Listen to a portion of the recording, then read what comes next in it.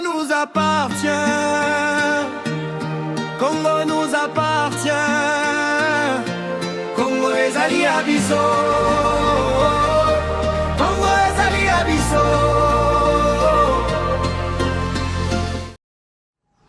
Bonjour mes compatriotes. Naye pourquoi naye na tongo ya lelo pour tout betanamino du solo ya mboka na biso oyo ezali bon RD Congo, République démocratique du Congo, et aussi à nous qui habitent la ville-province de Kinshasa. Je viens pour qu'on puisse parler un peu de notre ville et aussi à me présenter en premier qui je suis. Je suis le coordonnateur national du Congo nous appartient, une structure indépendante où il y a la marabomingi à politique.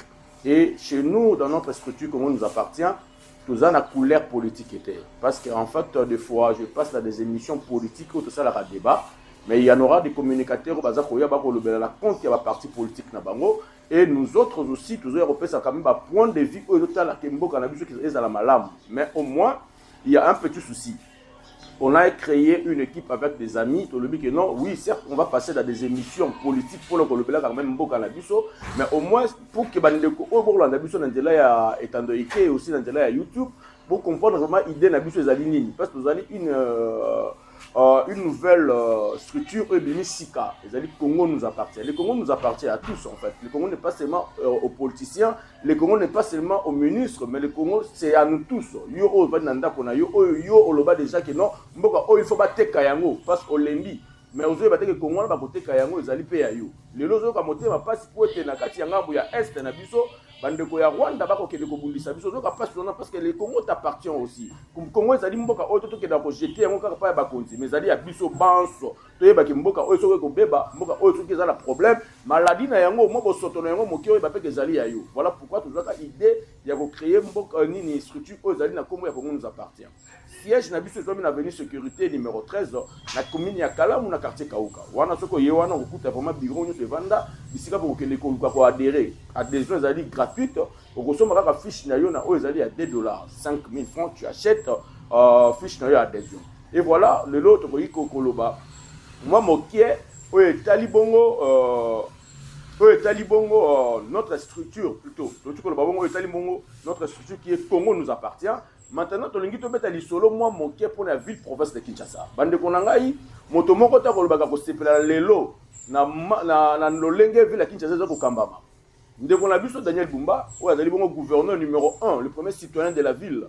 Ndeko Daniel Bumba, ou pa bengamaki na kati ya zwa plutôt ana parmi ba candidat et belé. Ou bazalaki bongo na kati ya parti ou bengami UDPS. Mais au moins babokaki batalaki bongo moto oya ki na projet ya malamu oyo ko sala ke ndeko Tshisekedi le président de la République a que nous aussi souvent ba voix et belé na 2000 options que ko sala te mais au moins membre moi il y a eu des personnes ko sala dauphin pour que ba voix et belé na nzela ya projet de société oyo ndeko Daniel Bumba ke na ko proposer et pas ya ba député provincial ya ville province à Kinshasa ala ka ki biso ko kende ko tongela biso une nouvelle ville. Mais ndeko nanga nazo yebisa yo lelo nouvelle ville oyo yebisa kibiso na slogan oyo yaki na ngo lelo ke Kinshasa za ko bonga. Je vous dis aujourd'hui akei ko kende ko mema biso na bisika oyo bandeko ba koloba même to kotala lelo na ba réseaux sociaux lolengeni bandeko ba koloba ke Kinshasa ou Congo etikala na 2 minutes pour que kende ko limwa ezali pamba te lelo soko bana kita ville ya Kinshasa okomitu na ba question soki na vanda kati o bisika bato ba ko vanda ou bien bisika oyo nde ba niama ba ko vanda e ko sala passe nandaki ça. Donc, en 2025, lorsque le chef de l'État, notre président de la République, le président Félix Antoine Tshisekedi Tshilombo, yemoko na maloba na ye akende ko sala état de la nation, akende koloba ete ndeko Daniel Bumba oyo wapi akende ko laka biso que non boka ville à Kinshasa ko zala bongo akotonga une nouvelle ville, mais ndeko Daniel Bumba akende ko lakisa ba limite na ye. Daniel Bumba asuki ndeko Tshisekedi ndalobaki yango. Et puis ndakisa tso ayiko ke liboso ya ba jeune alobi ete hier azwaki chance ya kobotama na ntango oyo wapi ndeko Mobutu azalaki na président de la République bakobenga ville ya Kinshasa tokolobela ville ya Kinshasa bakobenga ville ya Kinshasa la belle mais alobi lelo ndeko Daniel Bumba akomisi Kinshasa la poubelle. Mais moi je me reviens un peu pour nous poser question pas ndeko Tshisekedi ou azali bongo président de la République là vous avez parlé sur lorsque le président Mobutu qui était le président de la République. Il était le président de la République d'Isaïr. Et puis par après, à son époque, vous avez Kinshasa la belle. ndeko Kabila ekoya ekokuta Kinshasa déjà bato ebele bato bakoti moi ebele moi bizaleli komi ya ebele kata vile Kinshasa moto na moto ko kanisa la lolenge na ye vile Kinshasa comme ko koma salité mais ndeko Kabila le peur alko ko bongi alko abongisa yango quand même ko luka ko tia mibeko na esika na yango soki osali mabe bakangi yo soki obongi bosoto na nzela bakangi yo et ndeko Kabila le fils est venu aussi avec le peu de moyens il a essayé avec le gouverneur André Kimbuta pour le Koluka quand même Kinshasa ngozo ngamalam mais biso so baki bisiko batika biso Kinshasa. Au premier mandat de 2019 à 2023, on a vu comment est-ce que Jean-Tini Ngobila abundisi, abundi pour qu'il y ait quand même la Kinshasa. Certes, il y a moins de défauts et belés, il y a aussi mais au moins, il y a quand même la vision à malam. Oh, et puis ce peuple, qu'on dit, avec les Kinshasa, au péto, tu quand même que soit dans la Kinshasa, au péto.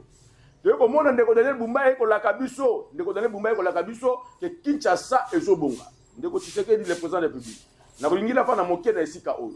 Ndeko oba bengi Daniel Bumba azali ndeko azali gouverneur candidat ya Nochekte azali candidat gouverneur ya MLCT azali candidat gouverneur ya ba parti politique mozoso ba kosala union sacrée ndeko Daniel Bumba azali candidat ya UDPS parti UDPS obo azali déjà na ndeko Jekoko Mulumba oyo wapi alakisa déjà force na ye na tamoke oyo wapi ba pesa ki ye tangu Daniel tangu Ngobila azaki suspension ndeko Jekoko Mulumba avec quand même poste on a gouverneur na intérim na yango total lolengeni na zonse quand même bopeto na ba commune o ya sala ki na tamoki 8 jours mais les autres compté déjà 2 ans avec votre candidat à vous monsieur le président de la République parce que vous avez signé sur sa candidature pour que Kenenakati plutôt ya Seni a représenté à la candidat pour que le Kobunda Nakati ya vote au assemblée provinciale. Parce que vous êtes jusque-là, autorité suprême comme mes frères. Il y a l'IDPS, vous avez autorité suprême. Ça veut dire, dans l'IDPS, on ne peut jamais prendre la décision sans que l'IOP s'accorde. Donc ça veut dire, on dit qui projet de société en déco Daniel Bumba dans la Kinshasa. Je sais que pendant que nous avons baboyé, on illustrer quand même l'image de la Kinshasa comme lelo. Oyomoko qui confirmé en lelo. Oyomoko en tant que numéro 1, le garant de bon fonctionnement de la nation. Oyebi yango ke ndeko Daniel Bumba a commis Kinshasa la poubelle. Kinshasa lelo eza na souhait et si c'était na ko pas sous tolote que la bakana zali kinois. Mieux pendant bakana zali moto équateur na bakana uti mboka na zali mboka tie. Que na balelo na zali kinois et comme soni bosoto. Bosoto ça pourquoi parce que ndeko Daniel Bumba a commis Kinshasa bosoto. Ndeko président de la République. Moi je reviens toujours vers vous. C'est vous qui avez donné, c'est vous qui avez signé pour que la candidature de Daniel Bumba puisse être accepté à la CENI. Maintenant, vous connaissez vous-même. Et aujourd'hui, vous reconnaissez encore que Ndeko Daniel Bumba est un incompétent. Il n'arrive pas à donner la vie à Kinshasa. Nos enfants meurent chaque jour à cause de l'insalubrité. Il n'a pas la politique de la salubrité dans la ville provinciale de Kinshasa. On ne sait comment dire. Si aujourd'hui vous la dénoncez, demain il envoie tout un bataillon de militaires et de policiers pour qu'on puisse vous arrêter. Moi, je suis victime. J'ai passé des nuits, moi Roland, j'ai passé des nuits au commissariat provincial de la ville de Kinshasa, aux côtés de l'IEC. Pourquoi? Parce que j'avais dénoncé que ici sur 7e rue, et ça l'a Liboulou, il y a mon aîne, il y a maternité, il y a 7e rue.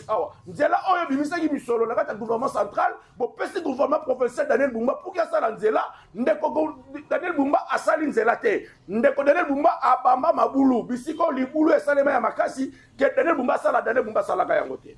Donc il faut dénoncer yango, ndeko Daniel Bumba a sali le côté, mais il y a monaki ya kosala ke akangangai. Akangaki ngato kendaki et kosala ba ndeko le vice-premier ministre ya défense Guy Mondiavita, aleki na esika wana la cortège de bakangami na esika wana.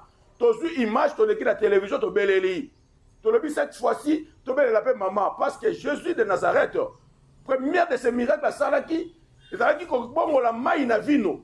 Bandeko bakendaki pas Jésus te bakendaki pas maman Marie. Et voilà, aujourd'hui, nous aussi, comment nous appartient. Nous, comme ressortissants de la ville provinciale de Kinshasa, nous, comme peuple et population de la ville de Kinshasa, nous demandons à Maman Marthe, veuillez un peu, nous, Ndeko Félix Antoine Tshisekedi Tshilombo. Ville de Kinshasa, le Lombo Soto, Bakondi, Bakoya Ebele. Lobi na monaki image moko, ba autorité bazoyala oyo ya bisika oyo yo pour chef de l'état ofandaka me banindi na mai esali soni lobi na mbula ya lobi ya tongo palais du peuple centre culturel arène stade de martyrs triomphal elimwaki na mai parce que Daniel Bumba akosala mosala te ndeko Tshisekedi toza na besoin que kimia ezala la ville ya Kinshasa toza na besoin que bana na biso bakende malamu bana biso bakende kelasi lelo toza na férié lelo le 16 janvier demain ça sera le 17 janvier ça sera encore un férié et au férié à lobby le 17 bon repousser yango pour la mokolo ya lundi mais moi je dirais que toza na 3 jours ya férié ça faisait maintenant 4 fériés parce que le 15 janvier peut comme férié journée des inondations dans la ville ya Kinshasa. C'est-à-dire qu'il n'y en aura pas moyen que pourquoi? Parce qu'il y a eu inondation partout. Il y a eu des gens qui ont perdu leurs biens. L'État congolais ne même pas mis ça là-bas. Voilà pourquoi nous nous dénonçons. Nous venons ici pour dénoncer, pour dire vrai, et que vous aussi, vous le connaissez très bien, que votre candidat de l'IDPS, qui n'est pas la seule, ou qui n'est pas le seul homme, votre vision dans la vie de Kinshasa, Kinshasa dans la Bopeto, Kinshasa dans la Malam, Linga qui obète le bateau de l'homme dans la ville de Kinshasa, le Kinshasa est commis à Bosoto. Kinshasa est bon, mais Kinshasa est à Colimwa. Néanmoins, en tant que structure, en tant que coordonnateur national du Congo nous appartient, on s'est dit qu'on ne peut pas se taire. Pour la ville de Kinshasa, nous sommes mon côté. Donc, on a le président de la République en tant qu'autorité suprême de l'IDPS. Quand vous donnez, et vous êtes aussi majorité dans l'Assemblée provinciale à Kinshasa, nous vous demandons, chef de l'État, de demander la démission de Daniel Bumba auprès de votre parti, parce que vous êtes conscient qu'il a quitté la ville de Kinshasa, parce que Kinshasa est qui est mon aîné. Et on te saigne le chef de l'État, on te saigne la mission de Daniel Bumba démission, on le kamoto mususu, ata libandate, ata la partie mususu, ata la partie car il y a IDPS, il y a Diabanza, il y a Jekoko Mulumba, il y a plusieurs cadres, même juridiques qui est de votre parti de l'IDPS, qui peut prendre la charge de la ville de province de Kinshasa. Merci, chef de l'État. Nous croyons que d'ici mois de mars, session de mois de mars, que Ndeko Daniel Bumba a reçu la mission de Longote et que au fil de Kinshasa et que Ndeko Koluka et là ta robe na yango ya malamu que Daniel Bumba a koti kabiso. Merci, chef de l'État, pour ça. Et je demande aux Kinois, totalement. Kinshasa, c'est un bandeko qui a pouvoir. Mais le Kinshasa, c'est à nous et à nous tous. Voilà pourquoi nous vous disons d'être là, de rester debout. Puis la Kinshasa, c'est un besoin de Kabopeto na yango. Liboso ya ndako na yo to babengi salongo, balobi te ko kanga porte ndako na yo. Non, sala salongo liboso lopango na yo, sala salongo na avenir na yo. Et bandeko na nga ya commune ya Kalamu. Ces derniers temps, je vous avais dit que je vous ai laissé un peu pour le colobéler quand même commune alimentée. Mais si on a la commune alimentée, na le belé parce que limité ça qui est molobélité. Na moni babo ki mabanga, oui, to beti maboko, mais de lobi boyende kolangai. Ce qui te voit to lobaki te babo mabanga wana. Le lobi babo ki mabanga mais mitu ke kangami malgré babo ki mabanga, mitu ke kangami. Et bon so babo ki mabanga te ngeza lolenge nini. Donc, nous disons quand même bravo parce que babo ki mabanga, mais esili wana te. Limité to kozongela yango. Na moni bisika babenga kinga mwa mingi na kati ya commune ya Kalamu bisika dali commune natif na bisika la Botama balobeli nga mwa mingi ke misala eko salema te et moi yango déjà misala eko salema te et alors tozo nga bisika wana to lobela yango je crois que dans notre émission ko yamba la yasima to koloya na ba image ya commune ya Kalamu to kolakisa yango a lolenge nini bandeko oyo ba eboya ki koyeba biso au départ tu sais bango que tout un travail faut ça là c'est na étude d'abord préalable ba ça va que étude mais le ba za calé donc to kene na kuna pour to ba image to koya nango a pour to la kisabino bola na yango malamu mais pour la Daniel Bumba son sort est déjà scellé. Je crois que d'ici session de mois de mars Daniel Bumba a aux gouvernement pas à la limite. Merci et je crois qu'à la prochaine fois nous serons encore avec vous pour que tout le essentiel pour notre pays. Merci. Allez, je vous laisse. Congo nous appartient. Congo nous appartient. Congo ezali abiso.